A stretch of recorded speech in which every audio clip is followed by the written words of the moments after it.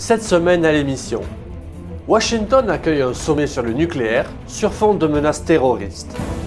La frégate canadienne NCSM Fredericton quitte la mer Méditerranée pour se rendre en mer Noire. Et de nouveaux cas d'abus sexuels en Centrafrique font surface. Bienvenue dans la revue.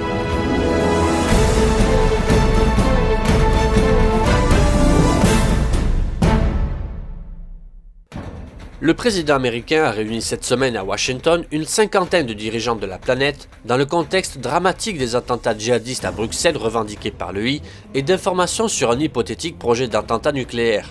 Si très peu d'experts pensent que l'EI puisse un jour se doter d'une arme atomique, beaucoup craignent qu'il ne s'empare d'uranium ou de plutonium pour tenter d'assembler une bombe sale qui ne provoquerait pas d'explosion nucléaire, mais diffuserait des radiations avec de terribles conséquences sanitaires, psychologiques et économiques. Autre préoccupation, maintenant que l'Iran s'est rangé, c'est la Corée du Nord qui est dans le collimateur, puisque le pays menace en effet quasi quotidiennement son ennemi du Sud et l'allié américain de frappes nucléaires ou conventionnelles. Le climat sur la péninsule coréenne s'est détérioré depuis le 4e essai nucléaire de Pyongyang le 6 janvier et le lancement le 7 février d'une fusée qui pourrait en fait être un essai de missile longue portée. Le Premier ministre canadien Justin Trudeau a déclaré vendredi 1er avril, à l'issue du sommet nucléaire à Washington, que la communauté internationale devrait poursuivre le travail de Barack Obama lorsqu'il quittera son poste en janvier 2017. Il a également annoncé que le Canada versera 42 millions de dollars pour contribuer à l'effort international visant à assurer la sécurité nucléaire et 51 millions de dollars pour renforcer la lutte au terrorisme en Afrique du Nord et au Moyen-Orient.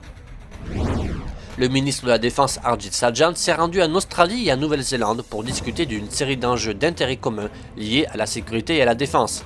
Il a profité de l'occasion pour aborder avec ses homologues les leçons retenues à la suite de l'examen de leur politique de défense.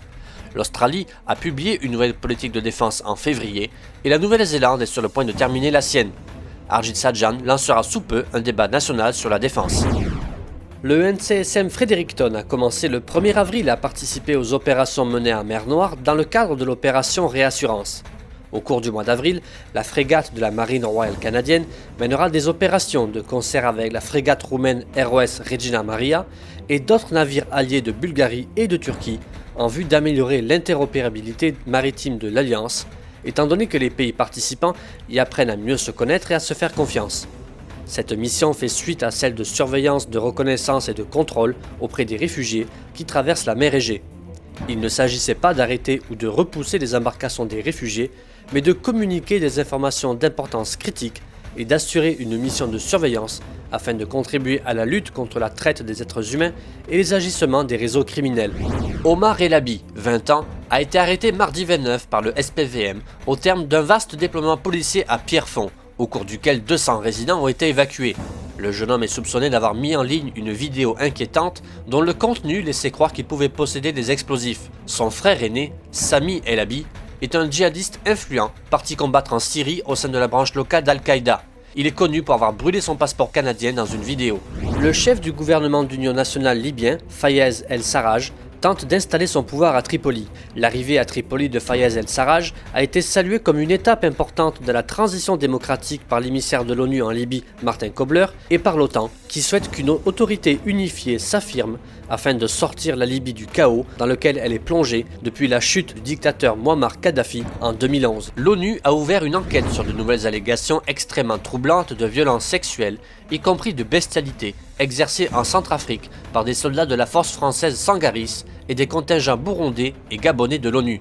Les autorités françaises ont été informées qu'une équipe de l'ONU avait reçu des rapports faisant état de soldats français de Sangaris qui auraient forcé des jeunes filles à avoir des rapports sexuels avec des animaux en échange d'une somme d'argent. D'après des témoignages, de nombreuses jeunes filles acceptent quotidiennement des rapports sexuels avec des hommes, soldats ou pas, en échange d'un peu de pain ou de 500 francs CFA. Pour empêcher de nouveaux abus, les casques bleus sont désormais confinés dans leurs casernes quand ils ne sont pas en service et des patrouilles de police ont été mises en place. Voilà, merci d'avoir regardé cette revue du lundi 28 mars au dimanche 3 avril. On se retrouve la semaine prochaine.